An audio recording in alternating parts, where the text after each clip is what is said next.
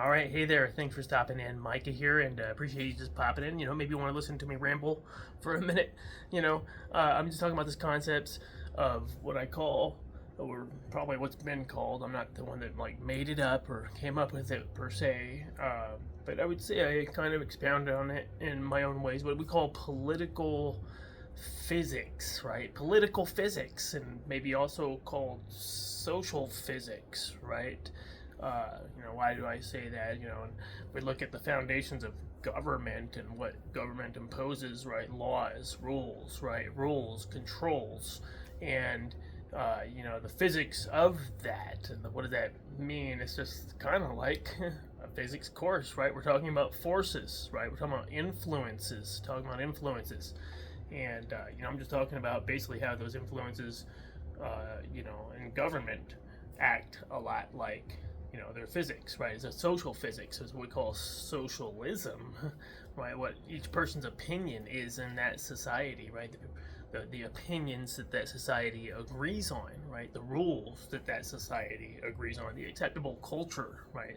So when we go somewhere, right, we maybe even attempt to do something out of the norm, or that's not in the rules, or somebody else is tempted to do something. How far out of the social construct is it? What's acceptable, right? If we go out and just start yelling in the streets, maybe it's acceptable because you're not yelling anything like, just highly disruptive. You're yelling about some music, some song, or some, like a cheer or something like that to a football game or something like that. It's loud, but it's not like, somebody goes out there yelling bloody murder or something like that. That might be a different story, right? Or fire on a crowded theater or something like that, right? We're talking about these concepts of what would be acceptable to the environment, right? The social environment, right? And obviously, if somebody is doing something that's outside of that construct, there's levels of judgment, right? There's levels of judgment generally from the society and the people within that society that are law-abiding citizens, if you will, right? They fit within the construct pretty good, right? They do the things that are acceptable to that society or most desired by that society. And someone's not doing that, right? They're out of the construct, or even potentially a radical, or a free radical, right? So it's a free radical. It's just like physics, right? A lot like physics, and that's what we're talking about when we talk about political physics. And I think, as a matter of fact, the founders, like James Madison and John Adams, and like when they wrote these documents, actually consulted with what people like Isaac Newton, right? They wrote these founding documents, like maybe I'm not sure about the specifics of every element, but the Declaration of Independence and the U.S. Constitution, right, are founding documents of the U.S. government. And it's not like everything in there is totally just, the U.S. is the only thing that came up with everything in there, right? A lot of it maybe comes from, habeas corpus, like Magna Carta, right? Different things that they like portray the ideas of a government that's supposed to be kind of minimal in a sense, that the people are supposed to be free, right? It's just taking care of the welfare of the people. There's certain inalienable rights for each person, the right to life, right? The right to liberty and freedom of expression, right? The freedom to be, say what we want to be and say, right? Right. What is the limits of that? However, is there a limit to that? Right? Maybe there is some potential limits, like what I was just talking about. If you go saying the wrong things around people, they might, reject you, or even decide that you're too much and destroy you, right? So there's different levels of, social construct, acceptance into the culture, the norms, right? What's considered okay to do. And when we look at that from the political physics perspective, each person's almost like a particle, right? We all have our thoughts and ideas and opinions. Those are those influences. Those are those forces. Some of them are more direct, physical, direct force. Other ones are just implied thought. Like I said, you wouldn't go out and necessarily do certain things in public. Maybe that you might do in private, whatever. You get the idea, right? Because, they're not necessarily acceptable and normal. And then other things that, might like be illegal, right? Or whatever, just immoral, whatever's not considered acceptable. So when we look at this, we can think about the concept of capitalism and socialism, right? Capitalism, in a sense, like what is it? Like no rules. Concept is like minimal rules, a certain kind of rules, rules that protects right to life and liberty and the fruits of our productivity, right? The rights of freedom of speech and expression to be who we want to be, and the rights to life. I mean, someone's not supposed to just hurt, physically hurt somebody, right? You always work it out civilly, right? It's the idea behind this civilization, right? And I'm a proponent of civilization. At the same time, you have to recognize the very real realities that not everybody else is, right? Not everybody else agrees on that social construct, right? It's a social construct, right? You might say, what is it? Some people might identify it as capitalism, as what I just said, is the right to life, liberty, the fruits of your productivity, property rights, right? Property rights, right? So once you have titled property that you own, it's legitimately established, right? In the free market, the finders keepers maybe type of principle, right? And the person to see and implement and utilize a resource, whether it's property like land or something on that land, sagebrush, or oil, whatever it is, they can see there's value there. The first person to identify that value is able to capitalize on it, right? The property owner, and they got value, they can say exploit that value. Kind of depends how you look at it, subjective, right? But from a capitalist perspective, overall, we're just talking about the concepts of building wealth, right, and establishing prosperity, right, even to a level of wealth or whatever. The idea is having a surplus, right, having abundance, right. So when you think about capitalism, there's still rules, right? Government still implies, like, for one thing, property. Right, property, right? Property. What is that? What is property essentially? It's government, right? It's government. When we own property, we have the rights to govern it. We control it. It's our property, right? So it's like an individual government. It's not just no government.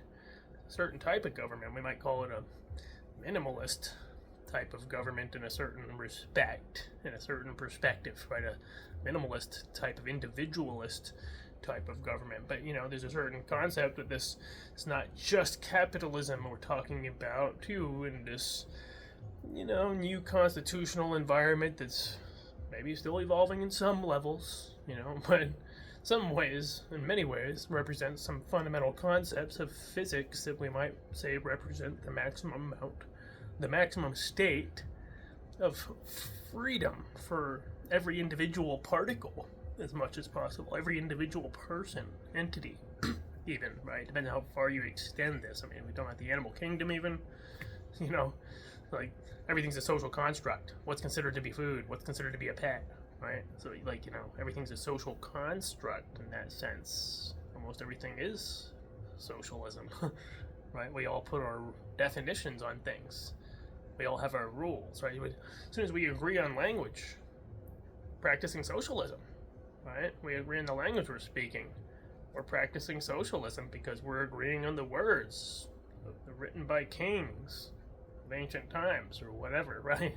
So it's like, the kings are the judge, the governor, right? The governor. So, but like you say, capitalism being a form of socialism in the terms that it does have rules, right? And ideologically, maybe a certain ideologically minimal type of rules, minimalist type of rules, where it's the individual has the maximum amount of freedoms, right? But like you said, not just capitalism, but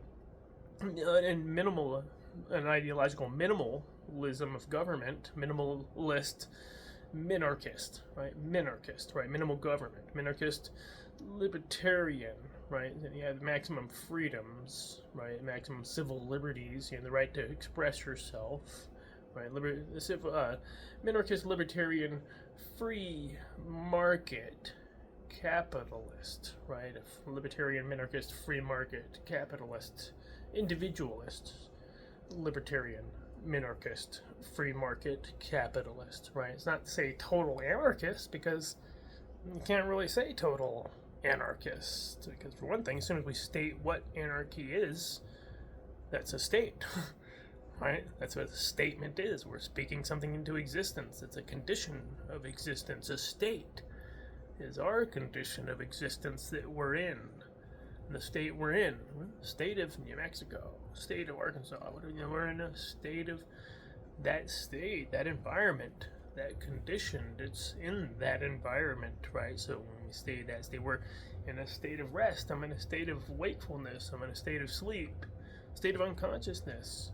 We're in a condition of existence. We're in an environment, in a condition of an existence, a form of existence. Bottom line, if we state it, it exists, right? If they state it, it exists, so it's not anarchy. We can't state what anarchy is in this purist perspective of whatever anarchy is, right? No government, no control, no definitions. Can't even define really what anarchy is. As soon as we define what it is, we're setting some kind of rules. So, in that sense, anarchy is like a certain kind of calculus to it. It's a limit we can approach, but we can't ever actually get to. We can't ever actually get to it, right? Because as soon as we do, then there's nothing, we don't exist, or, maybe something like that, philosophically. So, take anarchy, it's minarchist, capitalist, individualist, free market, individualist, right? And the idea that every individual has a right to life and liberty. So, our rights extend until they impose upon the same rights of another. Can that ever be pure? No way. It can't. And it's just bottom line. There's territories that are taken up, somebody else owns a home. You can't live that place, or vice versa, right? You don't have absolute freedom just because of property rights, or somebody else has a property somewhere that you want to live, then your property's limited. I mean, your freedoms are slightly limited, even if it's just that one thing. Maybe, most of the time people can probably work that out, right? So there's enough space, right, to where people don't have to have the same exact spot all the time, but it does happen, right? There's disputes over property and resources all the time. Right? Maybe one plot of land is just an acre over, and it's got some resource there, oil, whatever, it's gold. Who knows? You get the idea, right? Or it has already some existing structure on it. Whatever reasons, it's more valuable than the one next to it. It's going to be higher valued, right? So by most people, but it might not always be the same reason. Maybe two people want two different things for two different reasons, right? So person might prefer the one thing and the other person prefers the other thing, and hey, no problems, no dispute, right? So, but if we go back into this conflict of forces, they both have an opinion that conflicts, and you have contradiction, right? Or we might come to some agreement on the rules, what's established as a right, who has the right, right? The right, the permission to the justification to proceed as if something is their right, their property, and so this is established by some kind of concepts of government.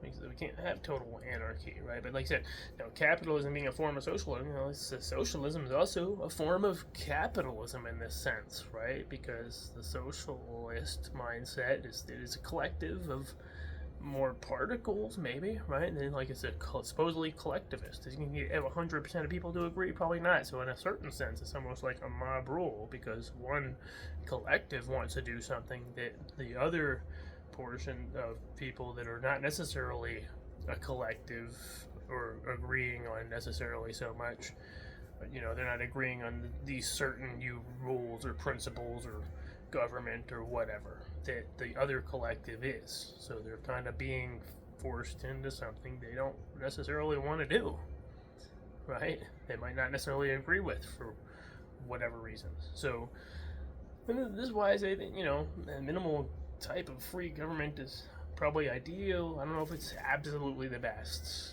but, it's still a concept of what we agree on. So socialism being a form of capitalism, they get together and they're all trying to kind of negotiate with the society. If we're talking about this concept of democracy, they're trying to get people's vote, right? But did they get everybody's vote? Obviously, no, right? So there's people that are left out of that, right? But in the sense, the idea is that they're trying to capitalize, right? They're trying to get more capital, if you think about it. The socialist, in that sense, is a capitalist. It's almost like they're willing to many times use force to get that, because that's what government might have to do. Right? Government could lay out some rules or some new foundational principles of what's moral, hey, how much taxes you should pay, and all this and that. If you're making whatever amount of money, right? But some people might not follow those rules, and it might come down to actual force, right? Maybe it's coercion. Maybe the people feel like, hey, this is a good thing. It's like they feel like they're going to their church or something like that, and they feel like they're giving this to for a good reason. It's voluntary. They don't have to, but they're doing it because it's customary. It makes sense. It's maybe the government's more local to where it's more transparent. It's easier to assess that kind of thing. But if we have a massive government and a huge population, who really has any view? Who has much oversight? Who has the controls? Right? Is it just really kind of in the hands of a pretty relatively small few? Because most people don't even pay attention to, government. They can't do anything about it. They feel powerless, whatever different reasons. A lot of other people are trying to gain control, but they just don't have much power, or not necessarily trying to take control, but just trying to limit the control of the people in power, right?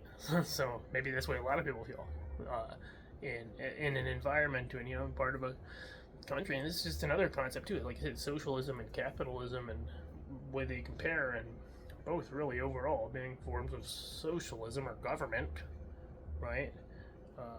But you talk about like a city or a town, and what do these taxes mean? And where they say, oh, well, taxation's theft. But also you have to kind of consider, if we think about property rights, it's the property of a collective. Just like I said, socialism is a form of capitalism, and in that sense, taxes would be the rent we pay to live in someone else's town, someone else's city, someone else's state, someone else's country, someone else's planet, right? Taxes are the rent we pay to live on someone else's planet. Why? Because they were here first. They have dominance over it. They got the guns, the whatever, the defense systems, they're established.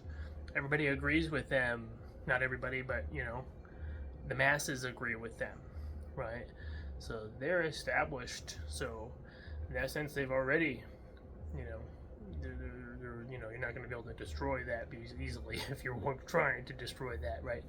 So anyway, this is just my rambling about the way people, I think, in my opinion, get confused about the concepts of capitalism and socialism. They're not necessarily so different, but we're always following social constructs. Most people don't go out and do stuff that everybody disagrees with, or be highly judging them for the wrong reasons, right? Most of the time. Some people try to be more radical. They like to go out there and cause a ruckus and drama and stuff like that, or even straight conflict. Some people are open to doing that. Maybe they have some inner reasons why they get to those points. Maybe there's a social physics to it. The social physics, and some of the biology of our existence. There is a social physics, right? We are born with certain, we raised with certain backgrounds and experiences and influences that are very complicated, right? Very complex potentially, but recognize this concept of freedom and apply it to government as much as possible, and not try to regulate people too much. Like cultures are different. Like you kind of in that sense have to have borders, right? You have to have some operate for the maximum amount of freedom. It's kind of like Ronald Reagan might have said, whether you're a Republican or a Democrat is not the point.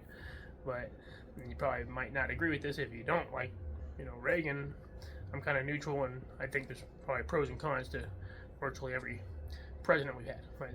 Probably like I'm kind of centrist. Like my perspective, I feel like I'm kind of libertarian. Maybe some might identify me as like coming from the left in respect, more socially probably, but at the same time coming from maybe a little bit more on the right in terms of economically, right? But social and economics is kind of hand in hand. I mean, from my perspective, that's what these two parties do. It's Republicans and Democrats. The right's more socially controlling, the left's more economically controlling.